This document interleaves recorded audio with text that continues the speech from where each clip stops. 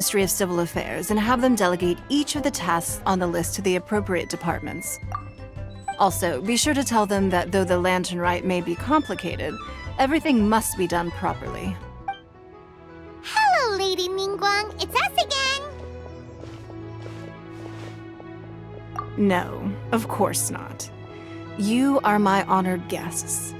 And given the looks of you two, I presume that you're here to celebrate the lantern rite?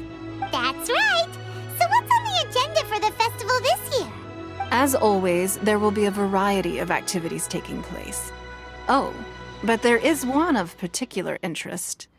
The Ministry of Civil Affairs is planning a fireworks show this year. It should certainly be worth your time.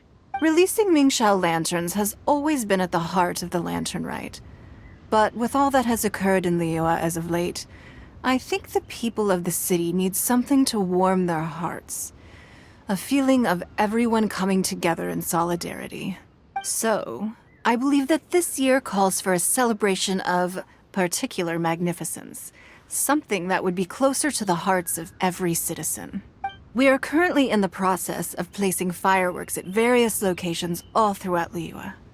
We shall choose a timely moment during the festival to set off all the fireworks in unison, allowing the sparkling lights and excitement to resonate with the hearts of the people. Fireworks? But we've already seen fireworks in other places before. Is there something special about the fireworks in Liyue? Fireworks were originally developed alongside many other inventions here in Liyue. When our ancestors first created fireworks, they were originally known as firecrackers. Their bright flashes and loud sounds were often used for warding off beasts or as warning signals to other people. In those days, it was difficult for people to contact one another while out farming the land, so they would carry firecrackers with them to give signals when necessary. But people's lifestyles began to change after Liyue Harbor was founded. They no longer had to travel out of town to tend the fields anymore, so the use of firecrackers for emergencies also began to dwindle. But through our local customs, the pioneering spirit of the firecrackers has been passed down to this very day. We made improvements to firecrackers and began setting them off during the lantern rite to commemorate the tenacious spirit of our ancestors. Wow. Everything has so much history in Liyue. As I'm sure you already know, everything on this land accumulates history and value as time passes. That is the nature of Liyue. I've left Kuching in charge of the fireworks show. If you're interested, why don't we pay her a visit together? Launching fireworks. The show has to be visible all across Liyue, not just in the city. They celebrate Lantern Rite in Qingce Village too, you know. But, Lady Kuching, what about our budget? The budget is exactly what it's meant to be. It's the necessary amount of funds to properly carry out a task.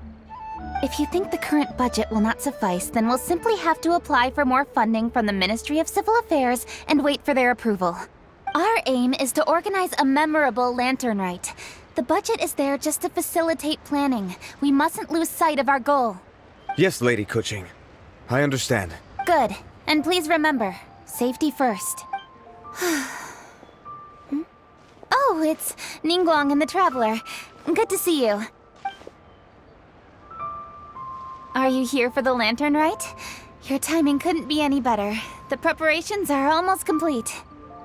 I'm reviewing the positioning of the fireworks and double-checking the relevant facilities. It's all in a day's work. Forgive my directness, but if I'm not mistaken, you could just as easily leave these tasks to your subordinates. You've already been working around the clock these past few days. I am sure a break would not be amiss. No, it's fine. Really, I can handle it. Pengyi, please redraft our plans, make a summary report, and send it to the Ministry of Civil Affairs. I'm going into town to check the progress of the fireworks setup. I'll return shortly. As for you, Traveler, you're our esteemed guest. Please take the opportunity to stay in Liyue Harbor and enjoy the festivities. Pengyi, is everything clear? Please remember the tasks I've given you. Yes, Lady Kuching. Good. Ningguang, Traveler, goodbye for now.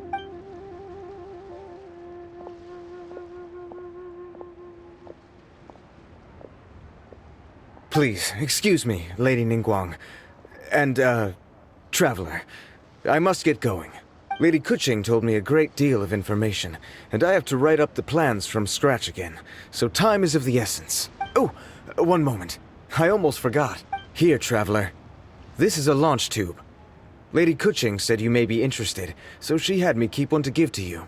Someone with good handicraft skills should be able to use this to design their very own fireworks. You should try it when you have the chance. Whew. Paimon couldn't get a single word in just now. Well, more like Paimon didn't dare open her mouth while they were talking. But still. Did you notice it too? Lady Kuching is a lot more outspoken than she used to be. And she seems a whole lot busier too. Wonder why? Ever since the Adepti left Liyue Harbor in the hands of mortals, we Qixing have taken up the responsibility of leading the people. We have taken charge of many vital tasks in various sectors, and we are responsible for planning and organizing all sorts of affairs. That said, being in charge of everything inevitably takes its toll. It's exhausting at times. Jiangzhou was responsible for planning the Lantern Rite in former years, but her father is getting quite old now, so she transferred to another department this year. In the end, the Lantern Rite planning was left to Kuching and myself. I am the head organizer, while Kuching is responsible for the highly anticipated fireworks show. Such an important event should be entrusted to the most qualified candidate. Kuching is disciplined, yet passionate about her work, so she's naturally the best fit for the job. She's definitely disciplined. No doubt about that. Absolutely. She is strict with both herself and others, to the point that she can even become overly involved at times. She's worked several days without a break now. I'm concerned about the effects it may have in the long run. Finding balance is an essential concept in Liyue culture. I've tried talking to her, but you know how she is. She uses her wit to talk circles around anyone. Traveler, you are quite close to Kuching. Why don't you try talking to her? Maybe she'd listen to someone as experienced as you. Thank you, Traveler. I am glad you are able to help. Kuching can be a tough nut to crack sometime. I still have other business to attend to at the Jade Chamber. I'll leave Kuching in your capable hands. Are you sure you can really persuade Kuching to take a break? Even Ningguang herself couldn't manage to convince her. Besides, before you can persuade someone, you have to have... Kuching has been working non-stop without a break. Duh! Come on, everyone knows that. Think harder. How does she feel deep, deep down inside? Yum, yum, yum. Ooh, I am so full. Not another bite. Hats off to you, Xiangling. Serving the grilled fish with a dipping sauce is quite an innovative approach. The flavor is just to die for. That's my signature dipping sauce. I knew it would taste great.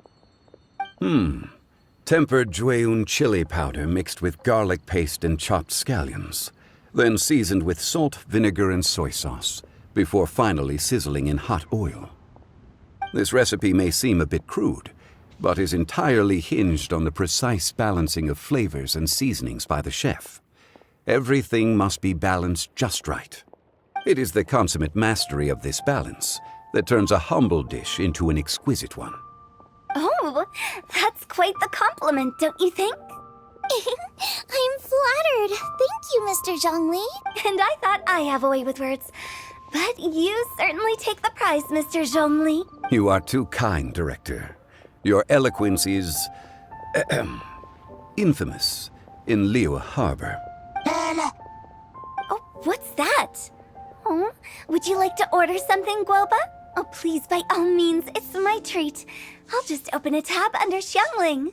Hey, are you guys talking about tasty food again?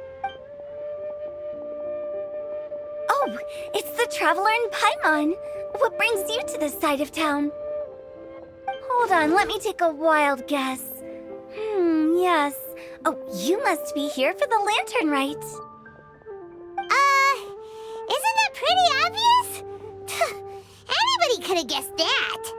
Yeah, come on. Can't you take a joke?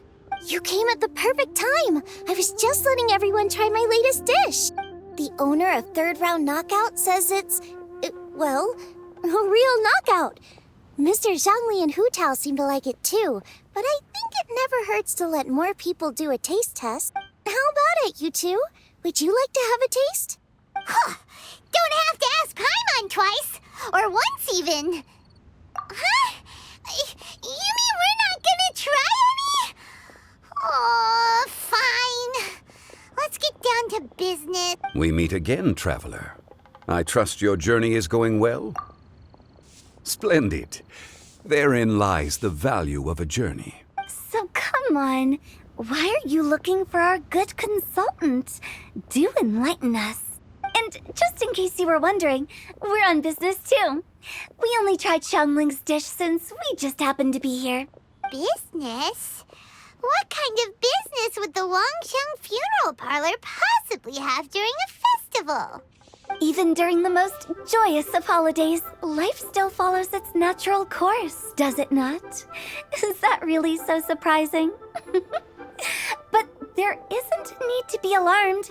It's just a nice day today, and I thought we could go for a walk while doing a little promotion for our business. Oh, you could go ahead and chat away. Xiangling and I will go have some tea with the boss over there. Oh, Zhongli, please come get me when you're through here. Of course. I'll see you later, Director. Now then, traveler, what brings you to see me today?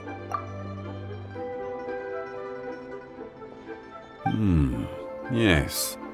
The Yuheng is honest, intelligent, and most diligent. She is capable of shouldering responsibilities that few others could. But everything has a balance, and one's health must certainly weigh in. Yeah, everyone knows you're super knowledgeable. Paimon bets she would listen to someone like you. If I were still the mighty Rex Lapis, I might be able to help her see reason. But alas, I'm now nobody but an ordinary consultant. My words no longer carry the same weight as they once did. Besides, I am by no means close to the Yuheng. Taking the liberty to lecture her may just as easily produce the opposite of the desired effect. Oh, you're right. Then what should we do? We could take a more subtle, indirect approach to the matter. Such as telling a story that resonates with her, containing your message conveyed within it. Such a story can be achieved by referencing topics from her daily life. The story could prove even more effective if you weave in something about someone close to her. Paimon doesn't really get it. I knew you'd understand what to do. Well done, traveler. Go collect some source materials for your story. Of course, I can always provide you with my advice, if needed. Once we have formulated the plot, you can tell the story to the Yuheng. You are on amiable terms with the Yuheng, which makes